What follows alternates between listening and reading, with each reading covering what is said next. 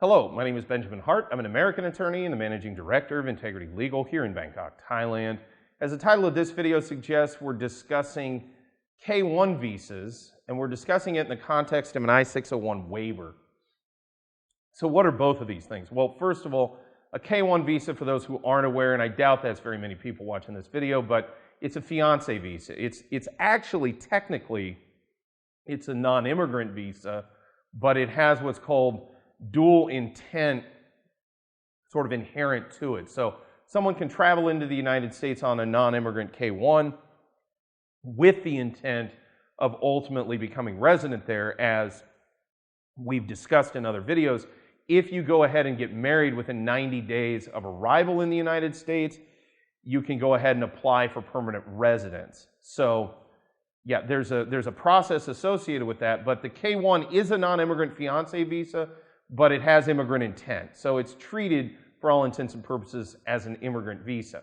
What is an I-601 waiver? An I-601 waiver is a document that, well, one files for. You're filing for a waiving of a finding of inadmissibility to the United States. So if someone is deemed to be inadmissible to the USA, they are deemed to have some kind of prior record, criminal or otherwise, which rises to the level of inadmissibility under the terms of the Immigration and Nationality Act, one needs to file a Form I-601 in order to go or file, an I-601 in order to obtain a waiver of that inadmissibility. And as we've discussed in other videos, the threshold for obtaining a waiver can be relatively high.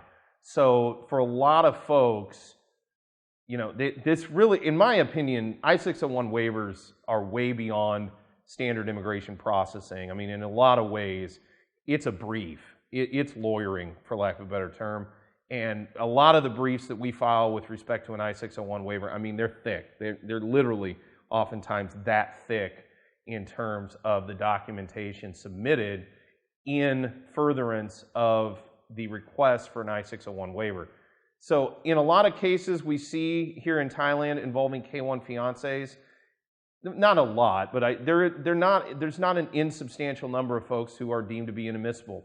It may be due to a prior criminal activity, prior criminal record. It may be due to overstay in the United States on a previous occasion, or even lacking a actual criminal conviction or arrest, admission to or evidence of prior conduct which rises to the level of inadmissibility, including things like crimes involving moral turpitude, matters involving drugs, matters involving prostitution. There's a number of different things that even if there's not a conviction or arrest, if that's in that person's history, they may be deemed inadmissible. So it's something to think about. This is really important also to note.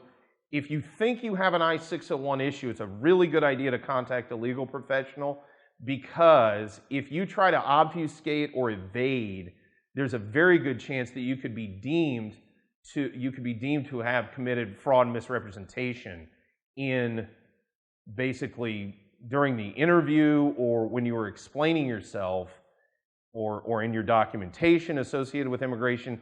And it's discovered fraud and misrepresentation is a major ground of inadmissibility, and it can compound an already complex situation into a situation which could be rendered nearly impossible to overcome because the person is no longer deemed credible.